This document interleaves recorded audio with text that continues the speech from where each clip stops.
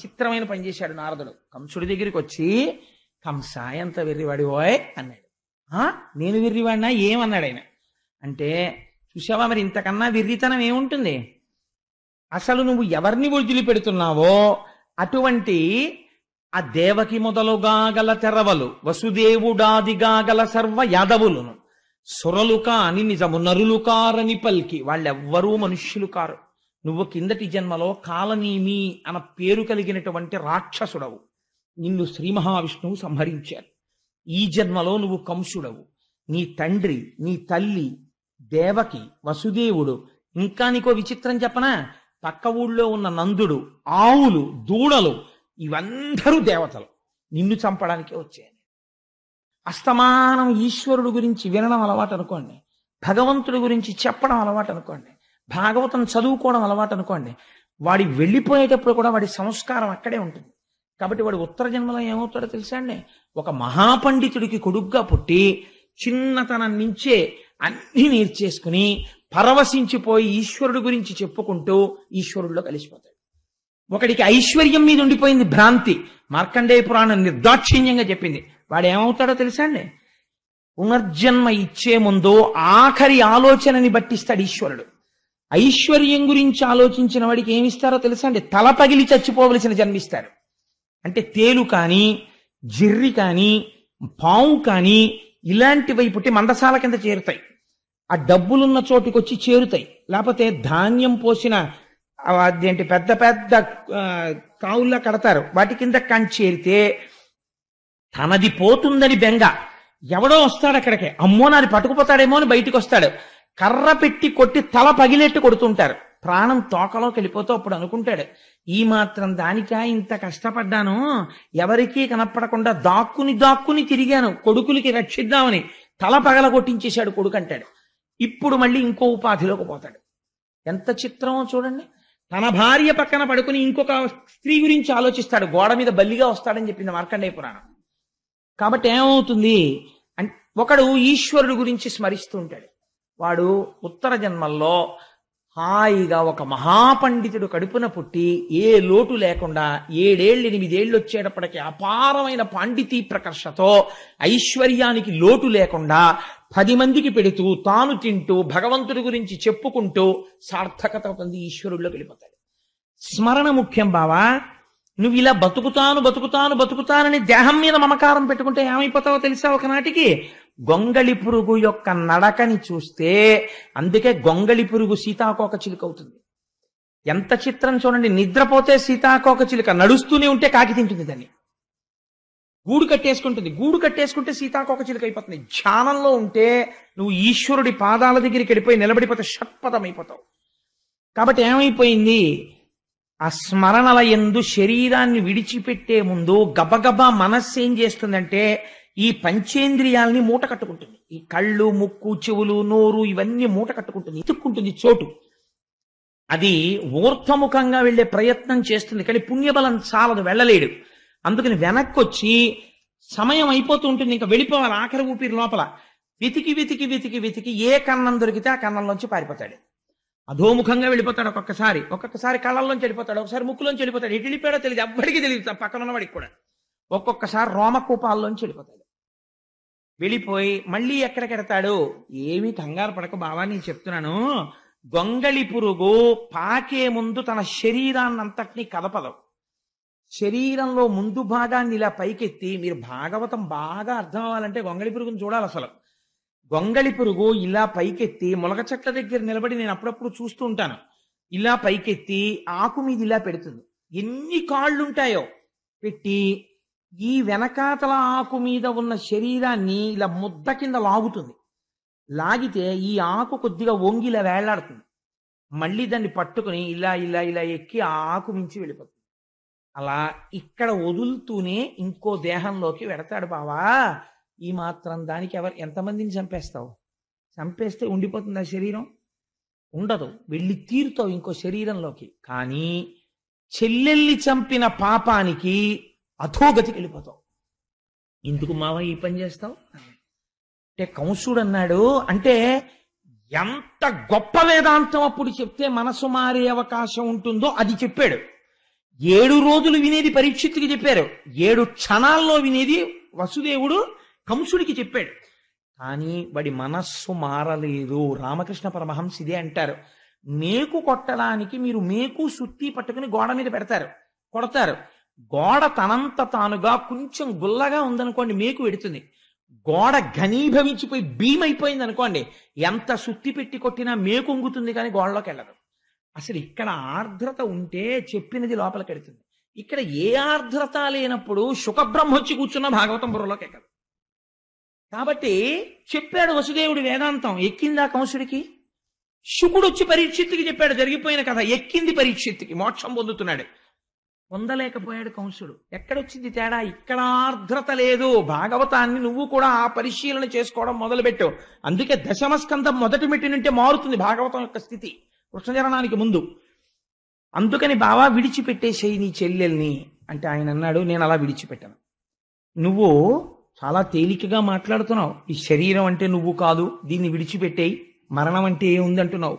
కానీ నేను మరణమును అంగీకరించను, నేను ఈ అమ్మాయిని చంపేస్తానన్నాడు. అంటే ఇప్పుడు వసుదేవుడు ఆలోచించాడు. కాబట్టి ఇప్పుడు ఏమర్థం అవుతోంది? ఉన్నది ఉన్నట్టు వేదాంతం చెప్తే వీడి తలకెక్కదు. కాబట్టి ఇప్పుడు ఏం చెయ్యాలి? తను ఒక ధర్మం నిర్వర్తించాలి. ఏమిటా ధర్మం? తన భార్యని రక్షించుకోవాలి. జ్ఞానబోధ చేస్తే వాడి బుర్రకెక్కదు. కాబట్టి ఇప్పుడు ఎలాగైనా తన భార్యని రక్షించుకోవాలి అని అసత్యం చెప్పకూడదు, సత్యమే చెప్పాలి. కానీ అది వాడి మనస్సుకు నచ్చేదై ఉండాలి. వాడి మనస్సుకు నచ్చేదే కదా అని చెప్పి ఏ మాట పడితే ఆ మాట తాను అన్నాడు అనుకోండి, తర్వాత తప్పుకోవడానికి తను కంసుడు కాదు, తను వసుదేవుడు. అన్న మాటకి నిలబడాలి. కాబట్టి ఎలాంటి మాట మాట్లాడాలి ఇప్పుడు అని లోపల ఒకసారి తర్కించుకున్నాడు. ఆపన్నురాలైన అంగన రక్షించి ప్రాణములు నిలుపుట ముందు మేలు. ఎంత చిత్రమైన మాట మాట్లాడుతున్నాడో చూడండి. ముందసలు నేను తక్షణం చెయ్యవలసిన పని ఏమి అంటే ఈ దేవకీదేవి యొక్క ప్రాణాలు రక్షించాలి. ఆవిడ కాని ఒకవేళ బ్రతికిందా, ఆ ప్రాణములు నిలబడితే రేపేం జరుగుతుందో ఎవరికి తెలుసు?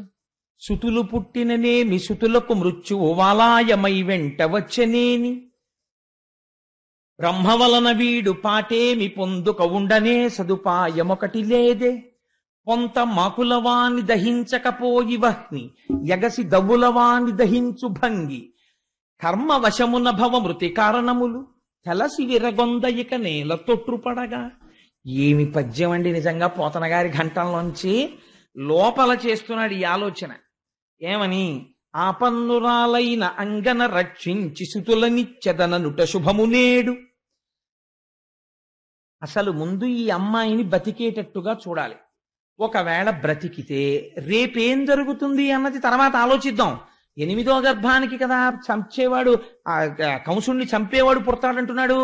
అందుకని ఒక మాట చెప్దాం, నీకు 8వ కడుపున పుట్టేవాడు నిన్ను చంపుతాడు కాబట్టి నీకు అనుమానం ఉంటే పుట్టిన కొడుకులందరినీ నీకు ఇచ్చేస్తాను, చంపేసేయి. ఈవిడ్ని చంపేయడం ఎందుకు? ఈవిడ కాదుగా నిన్ను చంపేది అంటే వీడేమంటాడు? వీడికి కావలసినది ఏమిటంటే వాడి ప్రాణాలతో ఉండడం. కాబట్టి ఇప్పుడు అయితే నీ కొడుకుల్ని ఇస్తావా బావా అంటాడు. నన్ను నమ్ముతాడు, ఎందుకంటే నేను మాట తప్పనని. సుతులు పుట్టిననేమి సుతులకు మృత్యువు వలాయమై వెంట వచ్చనేని, బ్రహ్మ వలన వీడు పాటేమి పొందుక ఉండనే సదుపాయమొకటి లేదే. చతుర్ముఖ బ్రహ్మగారి చేత వీడు నిజంగా నా భార్య 8వ కడుపున పుట్టేవాడి చేత సంహరింపబడాలని రాసినటువంటి విషయము సత్యమే అయితే వీడు ఎలాగో చచ్చూరుకుంటాడు. కాబట్టి అందాక ముందు అసలు భార్యని రక్షించుకోవాలి కదా, అది నా భర్తగా నా ధర్మం కదా. కాబట్టి పిల్లల్ని ఇచ్చేస్తానంటాను, నిజంగా ఇచ్చేస్తాను, భార్యని ముందు రక్షించుకుంటాను. అసలు పిల్లలు పుడతారో పుట్టరో ఎవరికి తెలుసు? వీడు విన్నట్టే నేను విన్నాను, కాబట్టి నేను మాత్రం ఎందుకు అనకూడదు ఈ మాట? కాబట్టి ముందు భార్యని రక్షించుకోవడం భర్త ధర్మం, అందుకని నా ధర్మాన్ని నేను పాటిస్తాను. ఆ తర్వాత అంటావా ఏమో అదృష్టాదురదృష్టాలు ఎవరివి ఎలా ఉంటాయో మనకేం తెలుసు. ఎందుచేతంటే పొంత మాకులవాని దహించకపోయి వహ్ని ఎగసి దవులవాని దహించు భంగి. అరణ్యంలో 2 ఎండిపోయిన చెట్లు గాలికి రాసుకుంటాయి, నిప్పు పుడుతుంది. పక్కనే ఉంది ఎండిపోయిన చెట్టు. ఈ ఎండిపోయిన చెట్టుని కాల్చడం మానేసి గాలికి అగ్నిహోత్రం వెళ్ళి దూరంగా ఉన్న ఇంకో ఎండు చెట్టుని కాల్చేస్తోంది. ఈ పక్కనే ఉన్న ఎండు చెట్టు బతికిపోతోంది. ఏమనుకోవాలి? అంటే ఇది అదృష్టం అనాలి. అదృష్టం ఎందుకు వచ్చింది? ఎప్పుడో చేసుకున్న కర్మ అనాలి, అంతకన్నా జవాబు ఎక్కడుంది ప్రపంచంలో ఇంతకన్నాను? కాబట్టి ఎగసి దవులవాని దహించు భంగి కర్మ వశమున్న భవ మృతి కారణములు. ఎవడు చేసుకున్న కర్మను అనుసరించి వాడికి జన్మము మరణము వచ్చేస్తున్నాయి. భవమృతి కారణములు తెలసి విరగొందయిక నేల తొట్టుపడగా. ఇది నాకు తెలిసి నేను ఇంకెందుకు భయపడాలి? కాబట్టి నేను నా పిల్లల్ని ఇచ్చేస్తానని వీడితో ఒక మాట చెప్తాను అనుకున్నాడు. అని బావా అయితే నీకో మాట చెప్తాను, ఈ లలనకు పుట్టిన కొమరుని వలనం తెగెదనుచు గగనవాణి పలికెనంచు నీ వలిగితివేని ఈ జలజాక్షికి కల కొమరుల సంపనిత్తు క్రమమున నీకున్ అన్నాడు. ఎటువంటి ప్రతిజ్ఞండిది? బావా పిల్లల వల్ల కదా చచ్చిపోతానంటున్నావు, 8వ కడుపున పుట్టినవాడి చేత. కాబట్టి ఈ దేవకీదేవి యొక్క గర్భము నుండి ప్రతి గర్భములో వచ్చినటువంటి పిల్లవాణ్ణి నీకు తీసుకొచ్చి పుట్టగానే మావి కూడా వదలనటువంటి శిశువుని తీసుకొచ్చి నీకు ఇచ్చేస్తాను, నువ్వు చంపేసి. అప్పుడు నీకు మృత్యువు రాదు కదా. అంతేకాని నీ చెల్లెల్ని చంపడం ఎందుకు? పాపకర్మ కదా. నీకు మృత్యుహేతువుని నువ్వు చంపావనుకో, అప్పుడు ప్రపంచం తప్పు పట్టదు. గగనవాణి చెప్పింది అందుకు చంపాడు అంటారు. నువ్వు ధర్మం తప్పక్కర్లేదు, నేను ధర్మం తప్పక్కర్లేదు, విడిచిపెట్టే బావా అన్నాడు. అంటే ఇప్పుడు ఈయనన్నాడు, ఇదేదో బానే ఉందిరా, బానే చెప్పాడు, ఎలా ఉంటుందో చూడండి మనిషి ఆలోచన అని. బావా నువ్వు ఎంత మంచివాడివి, నిజమే పాపమ్మ చెల్లెల్ని చంపడం ఎందుకు? మళ్ళీ ప్రేమ వచ్చింది వాడికి. ఇలాంటి ప్రేమలు ఎంత తుంటరి ప్రేమలో మీరు ఆలోచించండి. కాబట్టి అవును పాపమ్మ చెల్లెల్ని చంపడం ఎందుకు బావా, ఏమిటో నాకు ఈ ఆలోచన రాలేదు, నిజమేను బావా నువ్వంటే నాకు చాలా నమ్మకం. ఒక్కొక్కడి సత్యసంధత ఒక్కొక్కడికి చేతకానితనంగా కనిపిస్తుంది, అదో విచిత్రం ప్రపంచంలో. కాబట్టి నువ్వు నీ పిల్లల్ని తీసుకొచ్చి ఇచ్చేస్తావు కదా బావా, మీ ఇద్దరు హాయిగా వెళ్ళిపోండి అంతఃపురానికి అని రథాన్ని వదిలిపెట్టేశాడు. వెళ్ళిపోయారు దేవకీ వసుదేవుడు. ఎంతో సంతోషంగా ఉన్నారు. మొట్టమొదట కొడుకు పుట్టాడు. పుట్టగానే ఇప్పుడు ఎవరి మీదకి వెళ్ళింది పరీక్ష? వసుదేవుడి మీదకి వెళ్ళింది. మీరు భాగవతంలో ఒక గమ్మత్తు గమనించాలి. 8వ గర్భాన్న పుట్టేవాడి వలన చచ్చిపోతావని గగనవాణి కంసుడికి చెప్పింది. 8వ గర్భాన పుట్టేటటువంటి పిల్లవాడి వల్ల చచ్చిపోతావంటే వీడు ఖచ్చితంగా బతకడానికి ఎన్నేళ్ళు టైం ఉందండి? కనీసం 1.5 సంవత్సరాలు చూసినా 12 ఏళ్ళు టైం ఉంది వీడికి. 12 ఏళ్ళు సమయం ఉన్నవాడు నేను చావడానికి వీల్లేదని వీడిని చంపేస్తానంటున్నాడు. 7 రోజుల్లో చచ్చిపోతావురా అన్నవాడు నాకేం బెంగలేదు, భాగవతం చెప్పి నేను బతికేస్తానంటున్నాడు. ఎంత ఆశ్చర్యం చూడండి. సమయాన్ని ఈశ్వరుడి వైపుకి వాడడంలో ఉంది గమ్మత్తంతా. కాబట్టి పిల్లవాడు పుట్టగానే వసుదేవుడికి జ్ఞాపకం వచ్చింది ఇచ్చిన మాట. పిల్లడు పుట్టగానే తీసుకొచ్చి ఇచ్చేస్తాను అని ప్రతిజ్ఞ చేశాను అనుకుని గబగబా పిల్లాన్ని చేత్తో పట్టుకుని పలికిన పలుకుల తిరుగక బొలయక వంచనము లేక సుతుల రిపునకు అలగక ఇచ్చిన ధీరుండిల వసుదేవుండు తక్క ఇతరులు కలరే. పుట్టిన పిల్లల్ని చంపడానికి ఇస్తాను అన్న మాట తప్పకుండా సత్యసంధత పాటించడం కోసమని పుట్టిన కొడుకుని పుట్టినట్టుగా మావితో ఉన్న పిల్లాన్ని పట్టుకెళ్ళి కంసుడికి ఇచ్చేశాడు. బావా చంపేశాయి అంటే కంసుడు చూశాడు. చూసి అన్నాడు, ఎంత చిత్రంగా ఉంటాయో చూడండి మన ప్రవృత్తులు.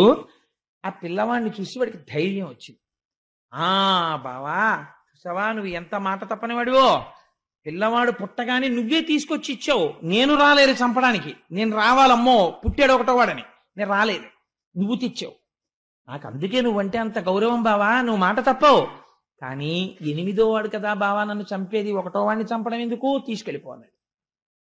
అంటే వసుదేవుడు లోపల అంతగా నమ్మలేదు కంసుణ్ణి, కానీ పిల్లవాడిని తీసుకుని వెళ్ళిపోయాడు. మీరు ఈ కథ వినండి, చాలా గమ్మత్తుగా ఉంటుంది. ఇందులో ఉన్న వేదాంతం అర్థమైతే ఆశ్చర్యంగా ఉంటుంది. తర్వాత చెప్పాను ఆ తత్వం. వెళ్ళిపోయాడు. వెళ్ళిపోయిన తర్వాత 2వ కొడుకు పుట్టాడు. మళ్ళీ తీసుకొచ్చి ఇవ్వక్కర్లేదుగా, 8వ గర్భాన్ని కదా ఇమ్మన్నాడు, అందుకని ఊరుకున్నాడు. ఇలా 6 పిల్లలు పుట్టారు. 6 పిల్లలతో 6వ పిల్లాడు పుట్టాడు అనేటప్పటికీ తల్లికి తండ్రికి మొదటి పిల్లవాడి మీద ఎంత అనుబంధం ఏర్పడిపోయి ఉంటుందండి. మీరు ఒకసారి ఆలోచించండి. అప్పటికి వాడు 9 ఏళ్ళు 10 ఏళ్ళు పిల్లాడు అయిపోయాడు. అయిపోయి ఈ 6 పిల్లలతోటి అమ్మకి నాన్నకి అంత అనుబంధం వచ్చింది. ఇంత అనుబంధంతో వాళ్ళు సంతోషంగా ఉన్న సమయంలో ఒక రోజున నారదుడు వచ్చాడు కంసుడి దగ్గరికి. నారదుడు వచ్చాడనేటప్పటికీ మీరు బెంగ పెట్టుకోకండి, ఆయన మహాజ్ఞాని. ఆయన ఎప్పుడు వచ్చినా ఏదో లోక కళ్యాణం చేస్తాడు.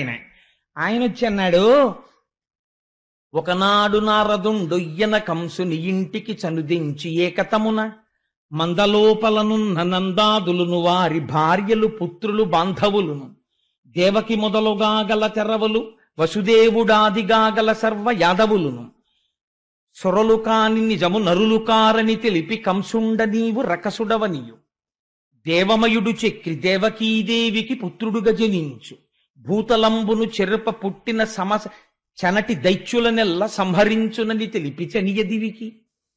ఈయనో విచిత్రమైన పని చేశాడు నారదుడు. కంసుడి దగ్గరికి వచ్చి, కంస ఎంత వెర్రివాడి ఓయ్ అన్నాడు. నేను వెర్రివాడినా ఏమన్నాడు ఆయన అంటే, చూసావా మరి ఇంతకన్నా వెర్రితనం ఏముంటుంది?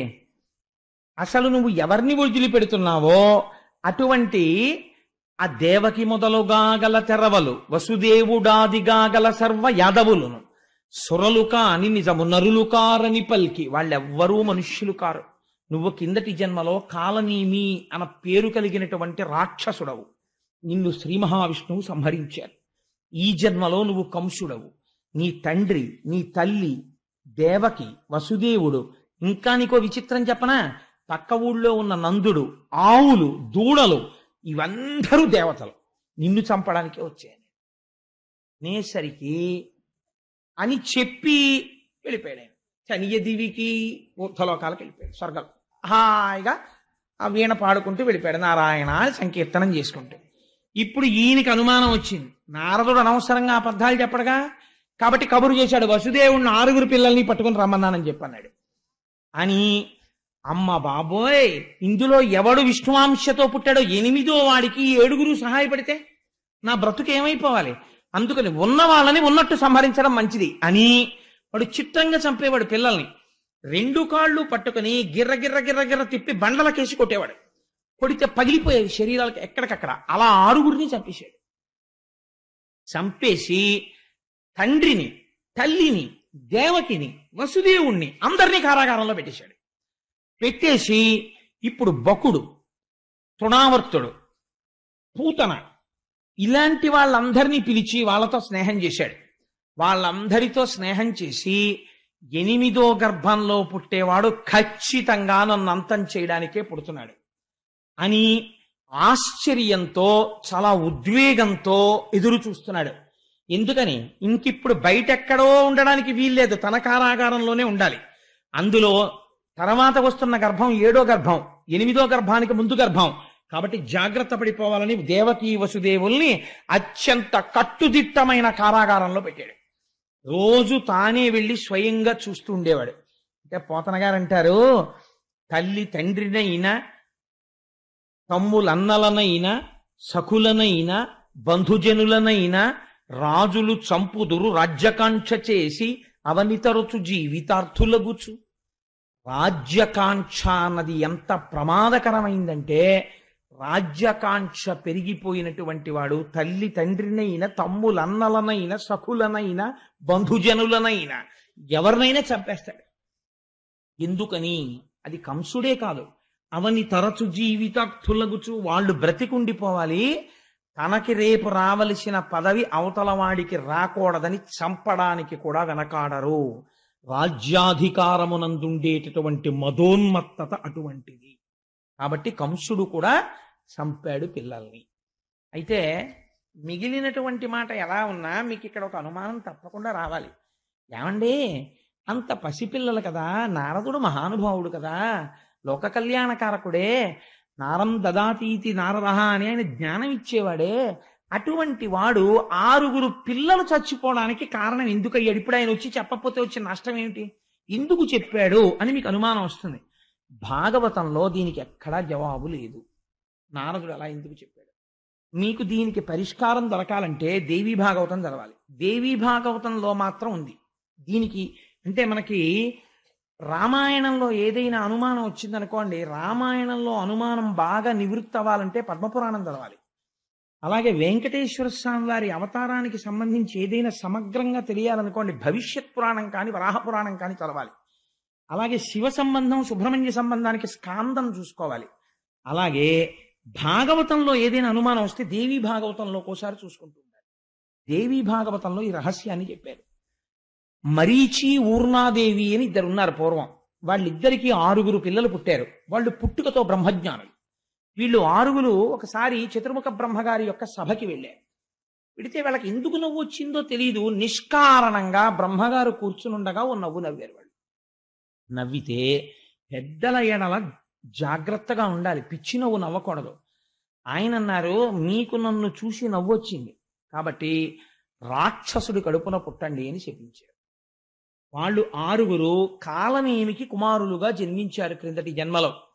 6 కాలనేమి పుత్రులై కొంతకాలం బ్రతికి తదనంతరము హిరణ్యకశిపుడి యొక్క కడుపున పుట్టారు. పుట్టి వాళ్ళు పుడుతూనే అప్పటికి వాళ్ళకు ఉన్నటువంటి తమోగుణ రజోగుణ సంస్కారం తగ్గింది. మళ్ళీ బ్రహ్మగారి గురించి తపస్సు చేశారు. దీర్ఘాయుర్దాయం ఇచ్చాడు బ్రహ్మగారు. తండ్రికి వచ్చి చెప్పారు, నాన్నగారు మేము చతుర్ముఖ బ్రహ్మగారి గురించి తపస్సు చేశాం, మాకు దీర్ఘాయుర్దాయం ఇచ్చారు అన్నారు. అంటే హిరణ్యకశిపుడికి కోపం వచ్చింది. ఒరే, నేను ఇంకా తపస్సు చేసి పొందలేదు దీర్ఘాయుర్దాయం, మీరు పొందేశారా అప్పుడే? కాబట్టి మీకు శపిస్తున్నాను, మీరు దీర్ఘ నిద్రలో ఉండి మరణించండి. సరికదా, వచ్చే జన్మలో పుట్టినప్పుడు గత జన్మలో తండ్రి ఈ జన్మలో మిమ్మల్ని చంపుతాడన్నాడు.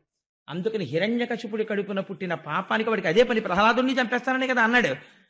దీర్ఘ నిద్రలో ఉండి చచ్చిపోయారు వాడు. మరుజన్మలో ఇప్పుడు దేవకీదేవి కడుపున పుట్టారు. ఈ మరీచి ఊర్ణాదేవుల యొక్క కొడుకులు ఈ జన్మతో ఆఖరు. కాబట్టి వీళ్ళు గత జన్మలో తండ్రి చేతిలో చచ్చిపోవాలి. గత జన్మలో తండ్రి కాలనేమి ఇప్పుడు కంసుడిగా ఉన్నాడు కాబట్టి కంసుడి చేతిలో మరణించాలి. అందుకని వాళ్ళకి ఆ శాప విమోచనం అయిపోయి వాళ్ళు మళ్ళీ బ్రహ్మజ్ఞానులు అయిపోవాలి. అందుకని నారదుడు వచ్చి వాళ్ళని తీయించేశాడు. అది కారణం. ఇప్పుడు చెప్పండి, నారదుడు లోక కళ్యాణం కోసం చేశాడా లేకపోతే ఏదైనా కాఠిన్యంతో చేశాడా అంటే లోక కళ్యాణం కోసమే చేశాడు. 6 పుట్టే వరకు వేచి చూసి 6 మళ్ళీ బ్రహ్మజ్ఞానులై మోక్షాన్ని పొందే స్థితిని నారదుడు కటాక్షించినాడు. ఇది దేవీ భాగవతాంతర్గతం, భాగవతాంతర్గతం కాదు.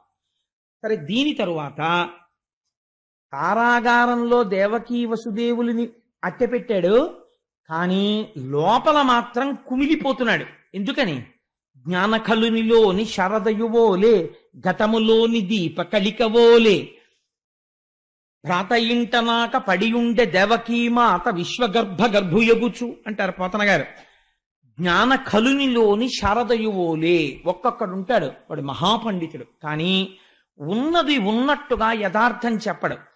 వాడు ఎలా చెప్పాలనుకుంటున్నాడో, వాడికి ఏది ఇష్టమో దాని వైపుకు బలి చెప్పేస్తాడు.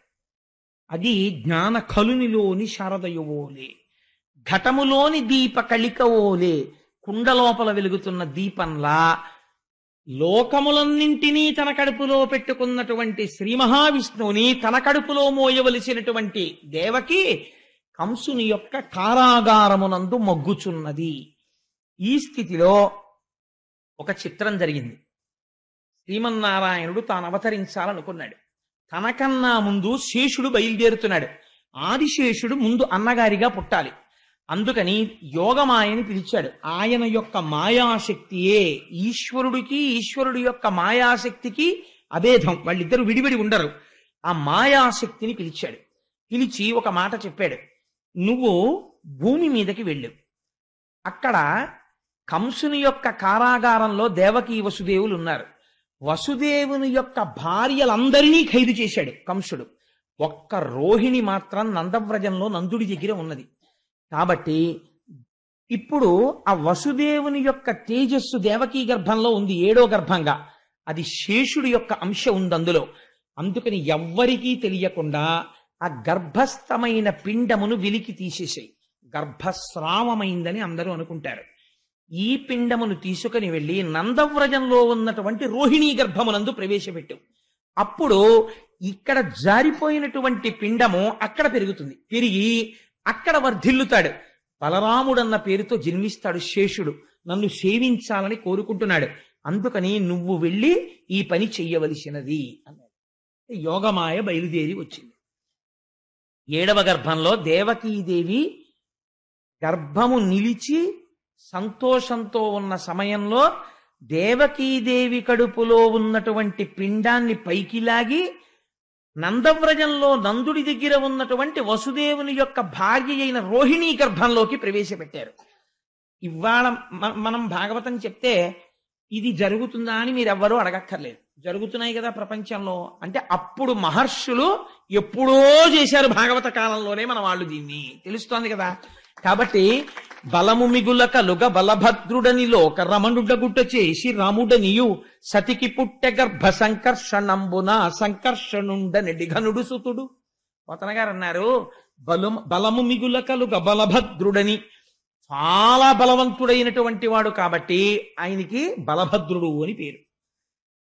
లోకరమణుడగుట చేసి రాముడనియు, లోకములనన్నింటినీ ఆనందింపచేస్తాడు కాబట్టి రామశబ్దాన్ని పక్కన పెట్టారు, బలరామ అని పిలిచారు. సతికి పుట్టె గర్భ సంకర్షణంబున, ఈ అమ్మ కడుపులోంచి లాగబడి వేరో అమ్మ కడుపులోకి ప్రవేశపెట్టబడ్డాడు. అందుకని సంకర్షణుడు అని పేరొచ్చింది. అందుకని సతికి పుట్టె గర్భ సంకర్షణంబున సంకర్షణుండని డిఘనుడు సుతుడు.